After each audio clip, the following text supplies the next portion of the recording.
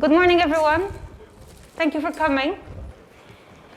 It's quite amazing to have you live here. I was like super relaxed about this presentation because I was doing it over the last 1.5 years online to myself, because then you don't see the audience.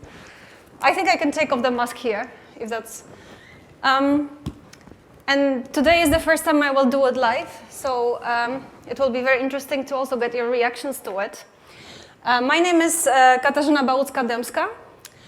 Some of you might know me. I was part of the SME Assembly team for 6 years, but for 1.5 years now, I've been working in Directorate General for Climate Action in the European Commission, and I am responsible for the European Climate Pact. So it's not the same as the Glasgow Pact from COP just now, but it's also about climate. Voila, this is our logo. And I like to start this presentation by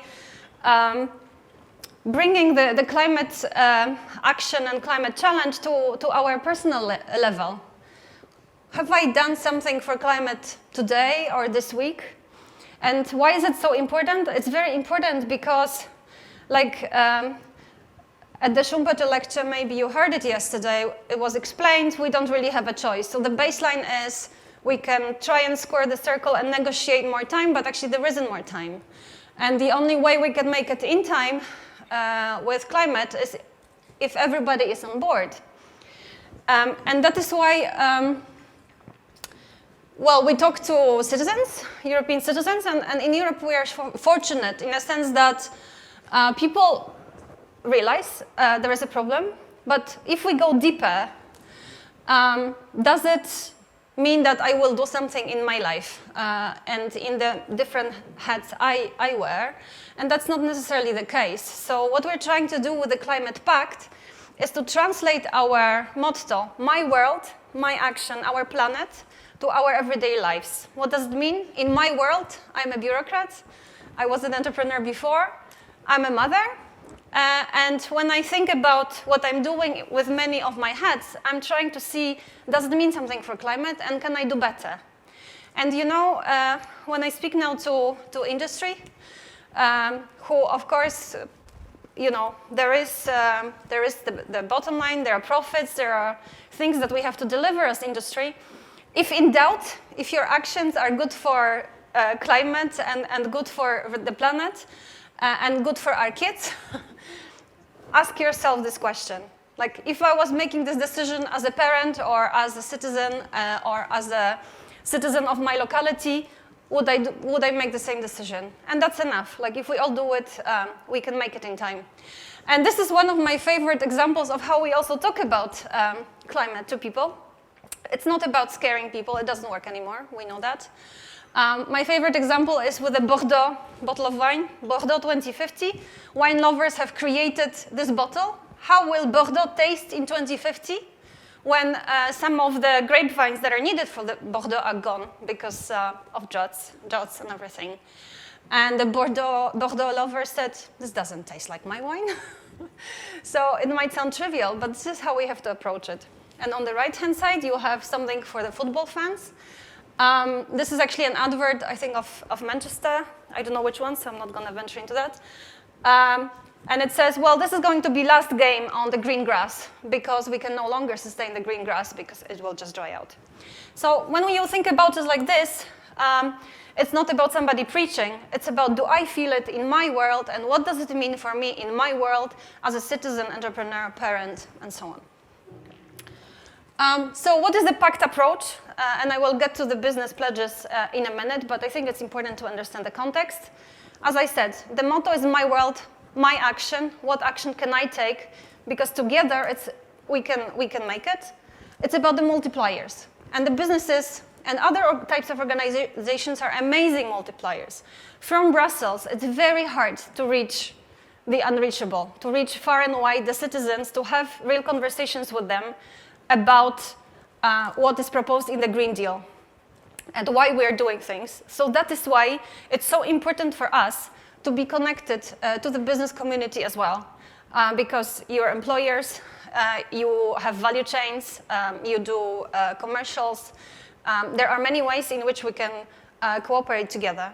For us, it's also gathering feedback. We can only be effective if we understand the narratives that are going on. I happen to be Polish, and the climate narrative in Poland is different to the climate narrative in the Netherlands. And it's not even, country-based. It's values-based. It's what you believe in. You have different narratives around that. And then it's about adjusting the information provided. So it's a little bit of a business process you would do if you were trying to sell something. But we're not selling anything. We are trying to have an honest conversation about the transitions that need to happen. So the European Climate Pact is about awareness and action. As EVP Timmermans said, it's about taking action in our everyday lives to inspire each other so that we don't have to reinvent the wheel, because there are models that exist. And the companies and the organizations you represent might have good models, and we're trying to gather them so that others can have a look and get inspired. So a bit like EPA, but in climate action. And it's for everyone and anyone. No action is too small. This is very important because in many parts of the world, people say, but I am only little, and what does my action count? But if we add up the actions, we can together make it. So what is also very important to underline, this is not about shifting responsibility for climate action to individuals or to companies. This is part of the package. It's just we are not going to go fast enough with the European Green Deal, with the climate law, with the Fit for 55 package, unless the citizens, us the citizens, employees, and so on, ask for it and follow it. So what we want to achieve with the pact is that more people are talking about it. It's important. It was said yesterday at the Schumpeter lecture. As little as that, as much as that. That people will find it easier. So if I'm convinced that I should do something, what is it that I can do? And there are already communities and ecosystems out there that are doing things. How can we best support the activists who are already doing something? How can we best support the SMEs? I had an honor yesterday to take part in the SME Envoy meeting, and of course it's difficult for SMEs. They are facing triple challenge now, COVID, digital transformation, and green transformation. Can we help them? You will hear today from someone who's actually doing it. And then public support for climate action. We've seen COP, Glasgow, just finished. Unless enough people expect it, will it happen? So the European Climate Pact ecosystem, it's for everyone. That makes it difficult, because when you're for everyone, maybe you're for no one. But the reality is, as you know, we're all interconnected. So that is why, at least now, in the first 2 years of the Climate Pact, we are trying to see what actors are out there and what are they doing around climate action that can be inspiring, that we can support and build a European movement of action. And there are many ways to act. You can become a Climate Pact ambassador. We will hear from one in a minute. You can commit to a pledge. You can organize a peer parliament. I will tell you what that is. You can organize a dialogue, a seminar, a conference. You can also tell us that maybe we should be doing something else. We are still open for that. We are in this phase, in this pilot phase, where we really want to make it relevant for you. So, ambassadors. Anyone can apply to become an ambassador. This is a revolutionary idea in the Commission, because we're very worried about people going off and saying something they shouldn't. But here, so far, so good, it works. We have over 500 people accepted as Climate Pact ambassadors, around 1,000 who applied. We're still getting them on board. A Climate Pact ambassador is like a two-way bridge. We provide some trainings on what is Fit for 55 package, what is climate law, what does it mean? And we want to hear from those people. What is your community around you saying about the climate action? What do we need to do? What are their worries? What are their ideas? And what is beautiful, we have ambassadors who are mayors, we have ambassadors who are business owners, and we have ambassadors who are kids. And there is really real strength in this. And then if you are a business owner, if you want to become an ambassador, we are asking you to also do a pledge, because otherwise, we were a bit worried that maybe people would go around and say, because I'm a Climate Pact ambassador, my company is green. Of course, we have to avoid the greenwashing. But actually, so far, nobody attempted that. So here are two examples of our ambassadors, as I told you. Vanessa is actually going to, she's climbing mountains and she's also active in women activation sphere. Daniela is a young founder of an activist, and we have here Oshka, who will afterwards tell us about what she's doing, and she's actually doing the transition of SMEs. So, pledges. So we talked about ambassadors are one way of being involved in the Climate Pact and the movement, and there are pledges. There are individual pledges and organizational pledges. For individual pledges, it's like the first step. Like if after listening yesterday to the lecture and maybe after this workshop, you think, okay, I will try to do my first steps. That was wonderful. In this Count Us In platform, what is nice, this is a global platform. So as the Commission, we haven't invented a new platform. We have partnered with somebody who is doing a great job already. You can see the 16 steps you can take. And it's from talking to friends, to eating more a plant-based diet, to talking to politicians and speaking up. And what is nice about it is they will tell you how much CO2 you have actually saved, and they aggregate it. So at the global scale, we can see how many steps people are taking, and we can see our individual impact aggregated, that together we really can. And then there are organizational pledges, which is the most important here. So you might be aware, there are already systems who are calculating the footprint of your company or of your organization, the CO2 emissions, and other elements depending on the system. Our system is organized together with CDP. It's an NGO who is calculating the footprints. It's an established system, but you can take any system. We are not insisting at all on this one. We just needed them as a partner to deliver the pledging algorithm, let's say.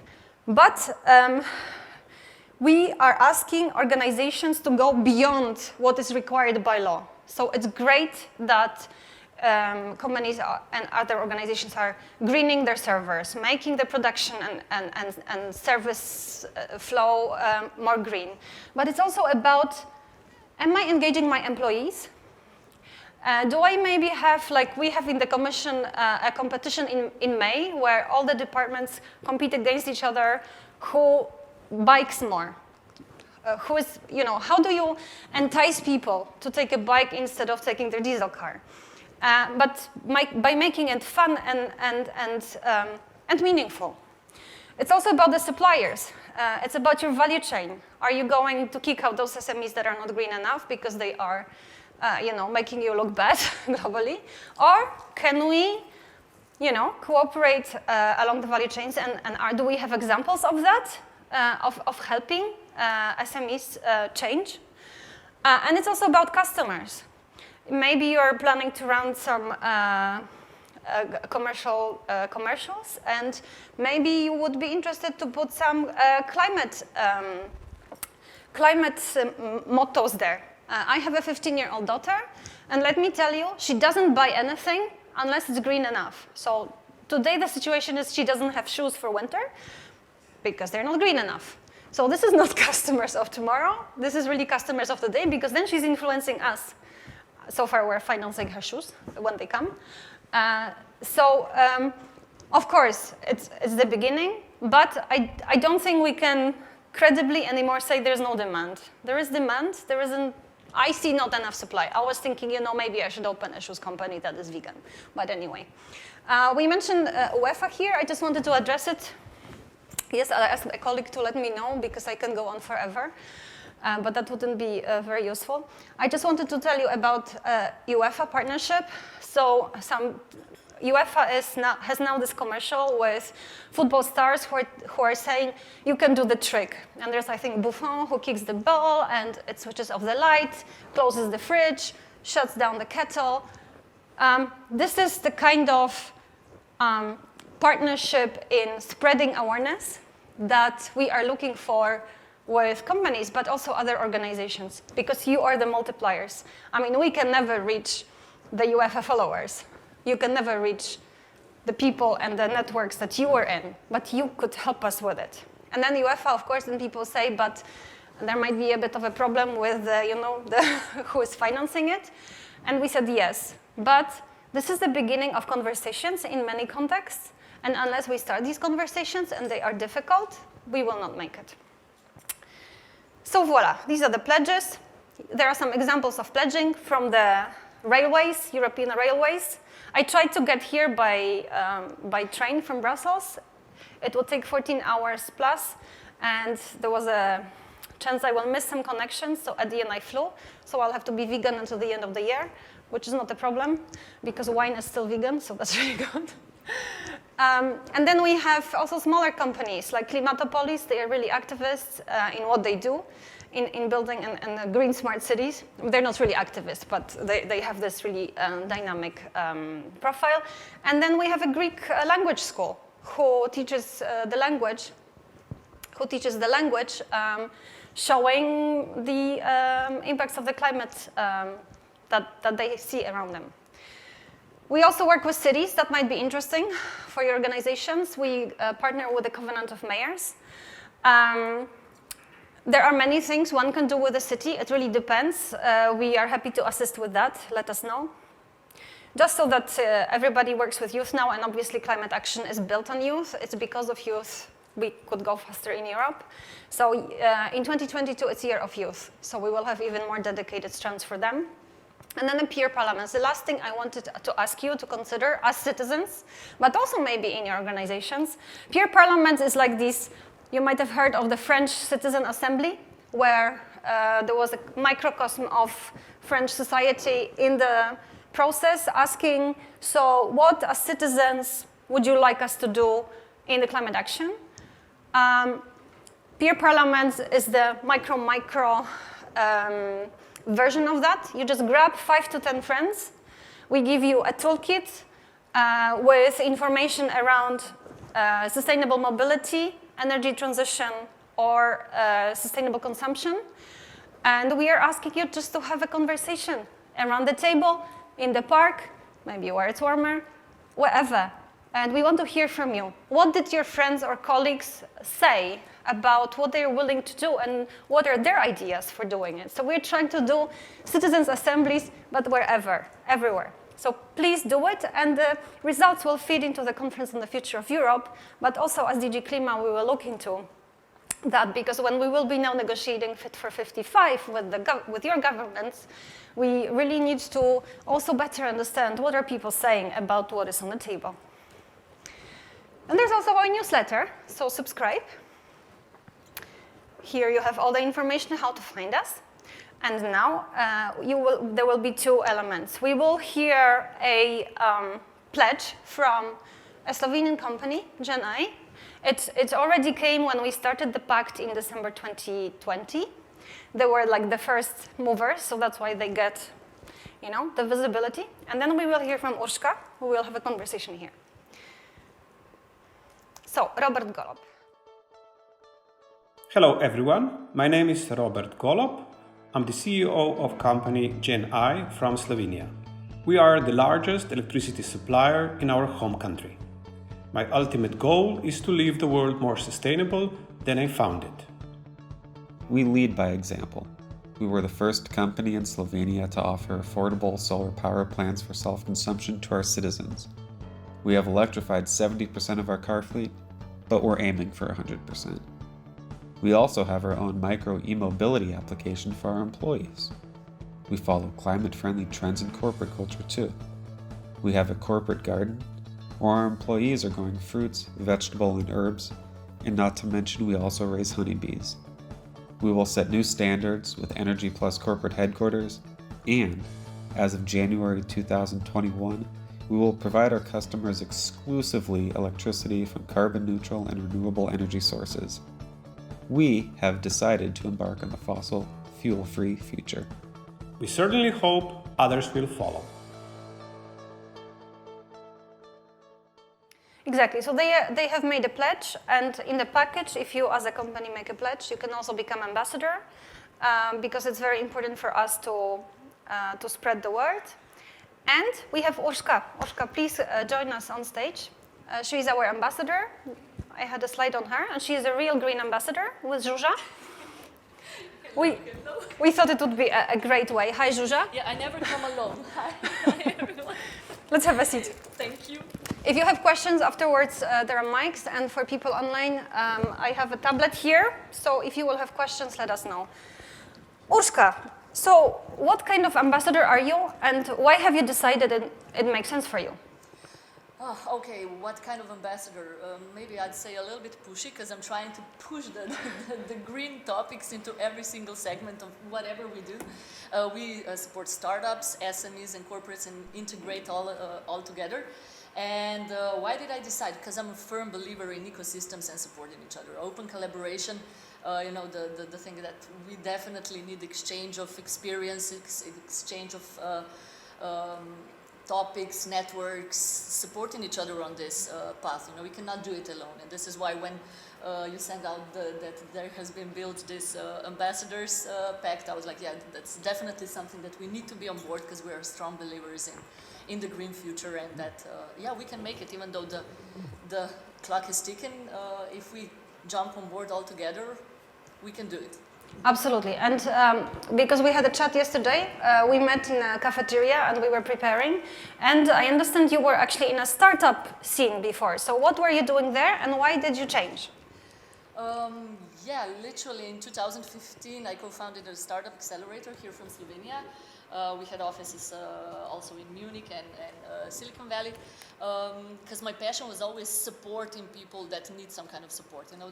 Before I bumped into the startup world, I was running industrial companies because I studied mechanical engineering, so heavy industry was my field. And all the time, even if you are a manager, I was always feeling the big need of helping people to be better version of themselves. And then at some point, I landed up in the startup world and I said, okay, there's a lot of things I can do there, a lot of experience I can share and a lot of support. But then again, my naive thought was, oh, you have traditional companies and you have startups, you put them together behind one table and the magic happens because they immediately see how they can help each other and benefit all. And that, of course, didn't happen, And then all of a sudden, you realize that there's a huge gap of understanding these two speeds of worlds. And now adding the youth, like you said, I'm very happy because you said that the next year will be focused on youth. The younger generation and the startups, they're very much impact driven, not so much as in the past, traditional, let's just get more and more money, but these entrepreneurs nowadays that are emerging are working in different speed, in different mindset, and with different focus. And then this is how we realized that not to help just startups, but we need to actually start helping the traditional companies to onboard this transition because, the world is changing in business as well. We all have life cycles, companies have life cycles, and the impacts, all the changes that they're facing now, it's quite heavy for them, so they do need support in this direction. So yeah, that's why we transferred into integrating all the worlds, but with a focus on traditional companies and helping them out. Okay, so this is super interesting, and this is, I think, for the audience here, some examples of what kind of traditional SMEs you helped. What are the uplifting stories and inspiring stories that we can learn from?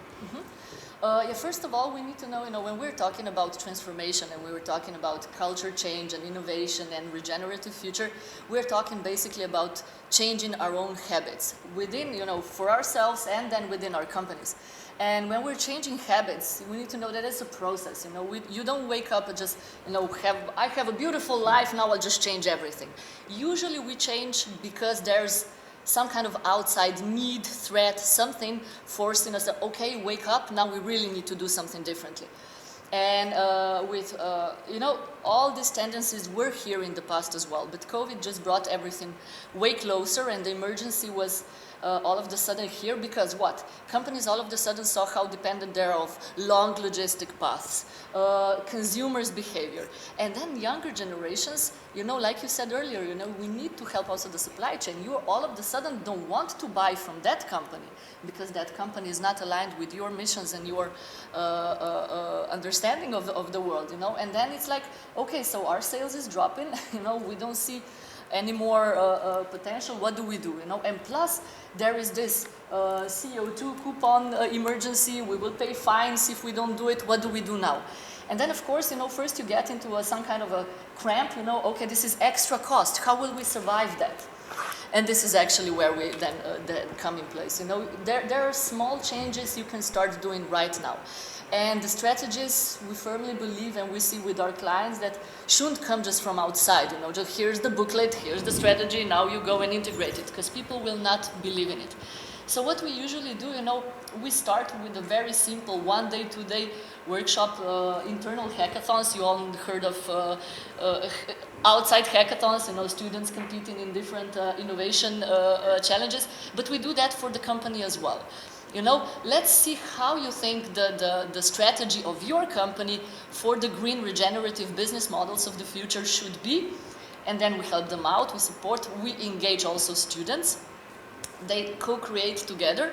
And then one of the tasks is, because you don't have extra budget, one of the tasks is find that extra something, because a lot of companies say, yeah, but the budget for this year is already set, we cannot do anything. And we have one example. I can tell you the step-by-step after that. It was the hackathon, and the results were just amazing how simple solutions they came out and where they found savings. For instance, what they realized was that in 1 year, just for copying, because they still print and copy hardcore paper, they spent more than 35,000 euros for paper, not for just ink and energy and all that, paper.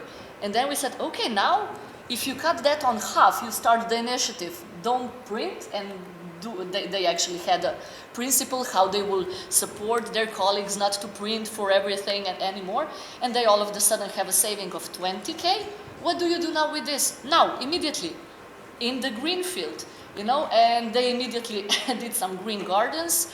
They also electrified their mobile park and sort of, but this is like a very simple, basic case how you can find immediately if you engage people willing to do that. And there is another condition in it, you shouldn't force people. Usually people say, oh, so we will invite to this event people from sales and people from purchase. No, you open it to everyone, because people from all departments have ideas. You just need to see, who is willing, because the people that are willing to participate are also your pioneers of change. These are the ones that will then help you build. And out of that day, they literally built a sustainability office. They have put a sustainability officer. They put a sustainability strategy in place that came out of that day. In the parallel, they had kids shadowing the board, helping them, from the youth perspective, how they see the board decisions in this field, what they would do differently, where they would engage. And with this, you also integrate then, younger generation for your future employees. And of course, you cannot do the strategy if you don't know where you are at now. So of course, they did also the measurements of their historical CO2 and the emissions and how they are doing things like not only the paper that came out of the innovation day, but there's actually a strategic approach to it that we don't neglect. Just the understanding is there easier, people understand it, feel it, and are more eager to actually help than the transition. And this company is doing really well, but we have to know one thing, changing habits is not easy, We all know that thing, 1st of January, I start a diet. It's the same, today we are all hyped, we did an event, we are all green and strategic, and we did all these great blueprints of how the regenerative and where we will earn new money, new income, because we have new products in place. And then a couple of days later, business as usual. So you do need these pioneers, and you do need persistence and current repetition, because this is how we change habits, just currently remind yourself and be persistent on that path. Mm-hmm. And this is one of the cases how we do it. It's always within the company. And then, you know, magic happens because the more people understand it, the more they see how easier it is if you integrate with other ecosystems, with other partners, then of course, then the steps can be bigger and faster. So the steps, I'm a big fan of steps, you know, the colorful ones, because this is what we need. So actually what you described with the paper, for instance, is it's about not just lowering CO2 emissions, it's the whole life cycle, so it's environmental impacts. And so in the kind of hardcore CO2 reduction, the steps can be that I put the solar panels, and so my organization will have green energy. Maybe I will be able to isolate the buildings, and maybe the cars that I am offering to my employees will be electric. What are other steps, like from your experience of the companies you worked with? And it's again with the same company. That's why I love them so much. I just am not allowed to say yet who they are. Yeah. Next time they will pledge, I hope, under the pact. They will definitely pledge, and they said that they will allow me to write a report on how it went. Because one of the solutions that came out and the COVID actually brought is also hybrid way of work. This has a huge impact on climate, you know. And what they did, you know, they put in place how to actually have flexible spaces, you know, how you don't need so much space, so much heating, so much everything, because people are rotating on daily basis. Some are at home, some are there, and they put in place a system how this works for that company. And they have now, you know, no one, half of the company doesn't have any more stable, you know, work desk. You come, you see what is empty, you go there, you work there. Of course, there are meeting rooms and everything, but all of a sudden, you know, this huge amount of space is not needed anymore. And the mobility changed, you know, because you don't need to go to work every single day, you know. So these are also these things that you can consider in the impact effect, you know, where you work and how you work does a lot to it. Okay, I mean, that's a tough one, because this is a bit also what in the commission, you know, a big organization where we're wondering. On the one hand, okay, we don't travel to work so much because we work from home, but then each of us is heating our houses. So it's a tricky one and has to be counted, but it's one of the steps for sure. Do you have any questions now? Because as you can see, we can go on forever. I think there are microphones there. I don't know what's the drill if you bring them. It's the COVID protocol that we need to. Yeah. Thank you very much. My name is Patricia Hoogstraat, representing retailers, wholesalers in Europe and the Netherlands.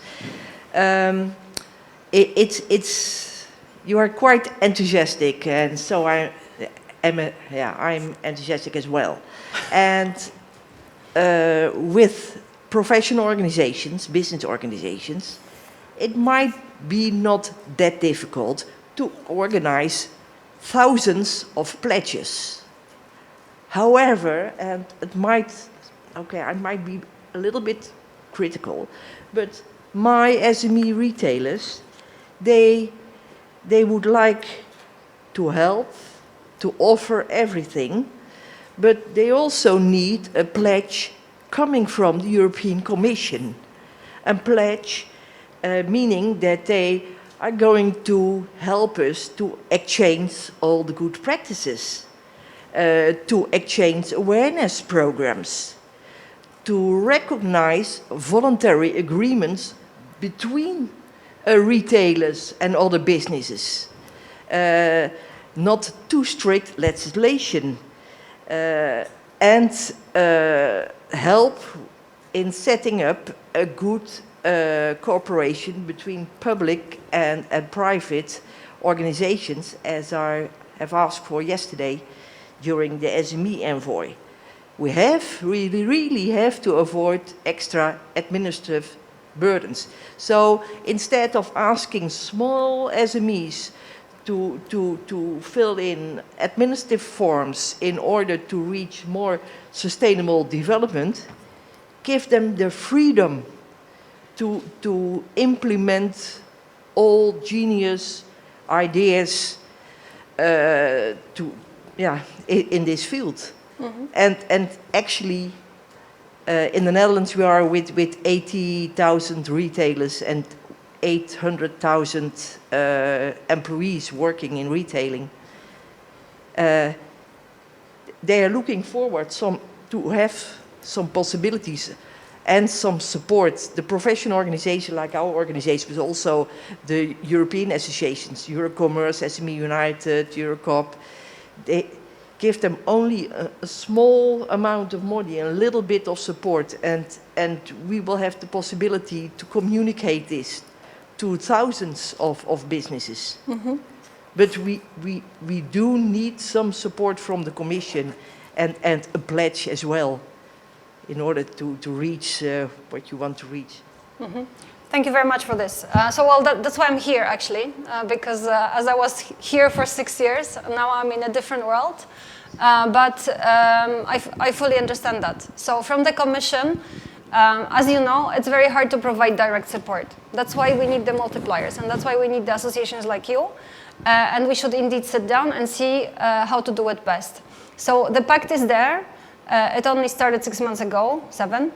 And we want to find these good practices so that we exchange it. Yesterday, I mentioned at the SME Envoy meeting that together with my colleagues in DG Ener, so around the energy transitions, we are starting a project also for SMEs to see how we can help SMEs to do this transition. Of course, it will never be that from Brussels you are able to provide funding to them. It will always have to go through the national level, for instance.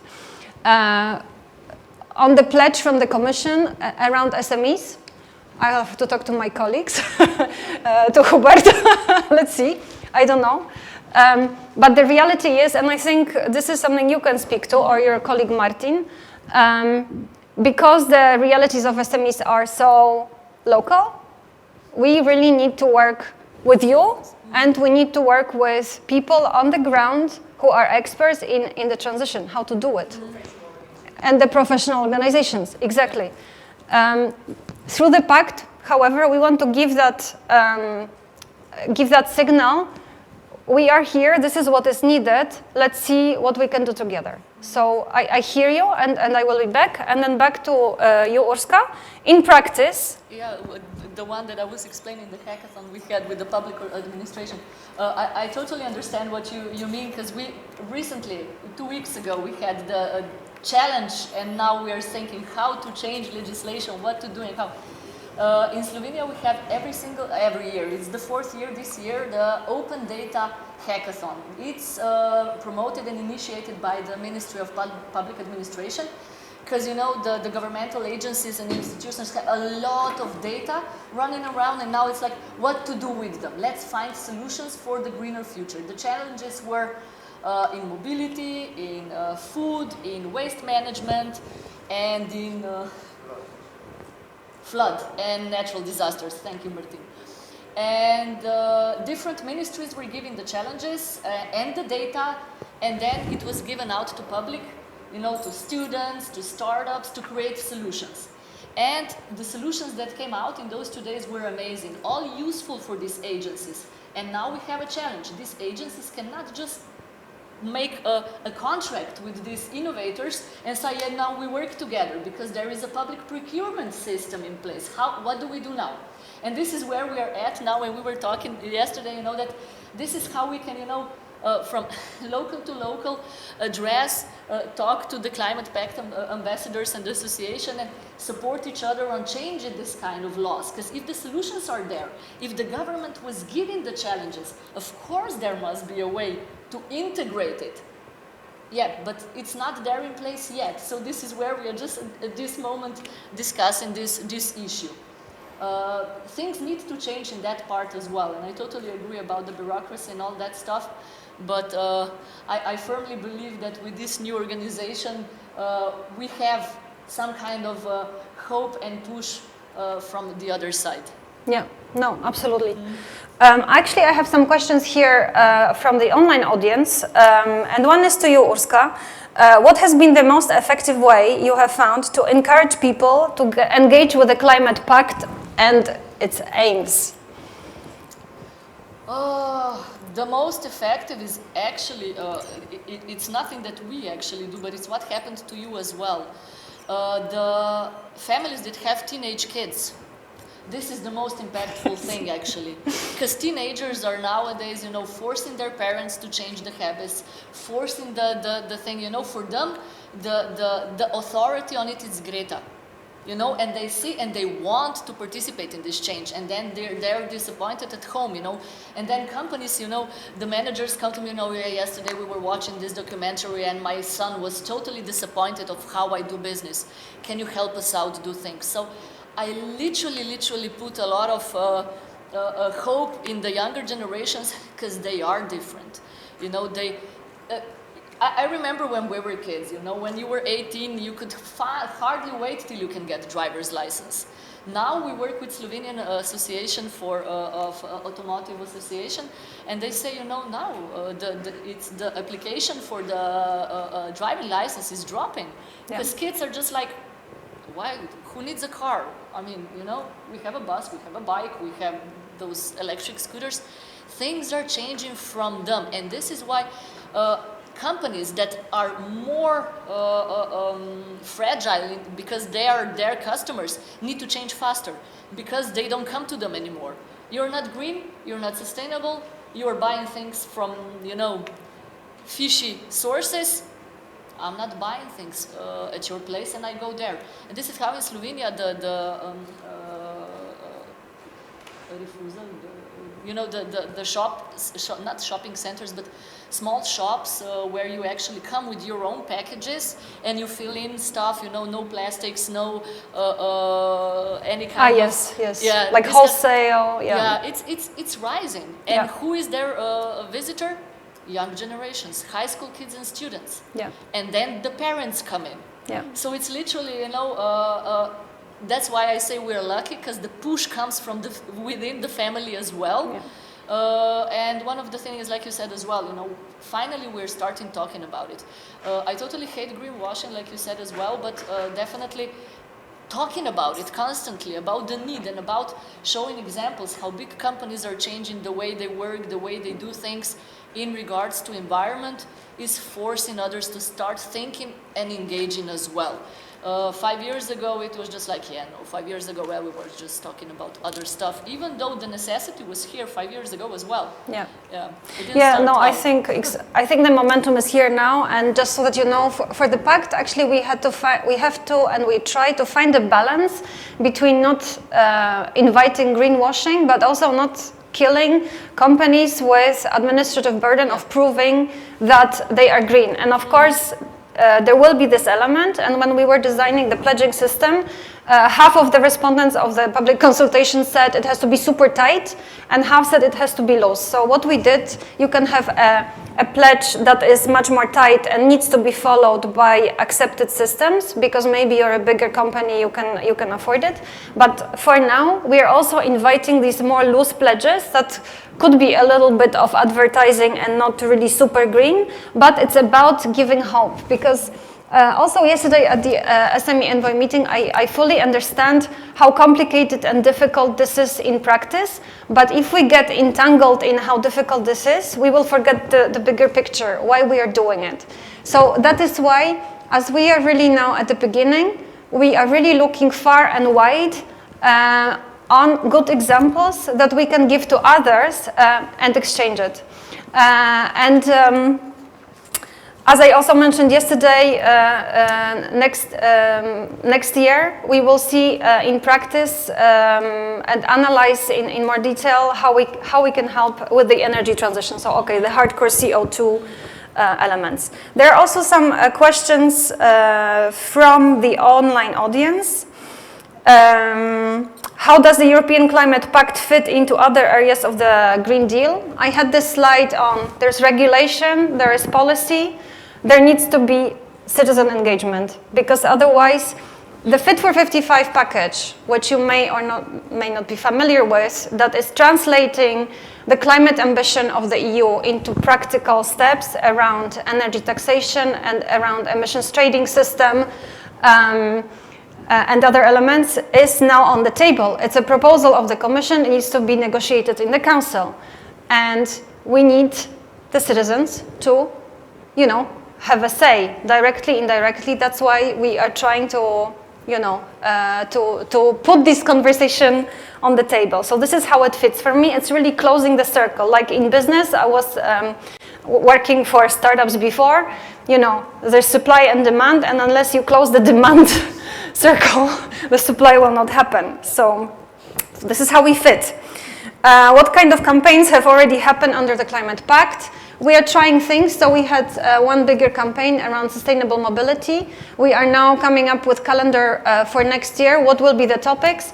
But the topics are obvious ones, there are some obvious ones and there are some less obvious ones. So the obvious ones are of course around buildings and isolating buildings, around sustainable consumption, both in terms of retail, textile, and so on, but also food and food waste. That's a very difficult one because here policy is really entering people's lives and habits. People don't like it, but this is a conversation we need to have. Do we want to eat a more plant-based diet, and why is it so important? The emissions from agriculture are as dangerous and as big as from other sources of CO2 emissions. So we will also look into tree planting. Tree planting is a fun subject in the sense that everybody understands it, but actually we're also finding that it's not about everybody planting one tree in their garden. That is a good start, but it's a systemic thing that needs to happen, because to sustain the forest afterwards, it's not so easy. It's not to say one shouldn't do it, but if we can do it in a more intelligent way, then we will again go faster and better. Do we have any targets, how many people we want to reach with the Climate Pact? So we had that debate. We want to reach everyone. That doesn't help, of course. Because the first 2 years of the Climate Pact are an experiment, we are trying different models to see what works. We are more going into quality examples. So I would rather have 5 really good examples of SMEs that transformed than 25 that happened and is a good number, but doesn't mean anything. So this is my answer for now. What are the practical steps of holding a peer parliament? Go to our website, have a look. It's there. You get a facilitation guide, how to host your group over coffee, and there are materials coming up. And I have a question that is not online audience, but a physical audience, which is great, and 2 even.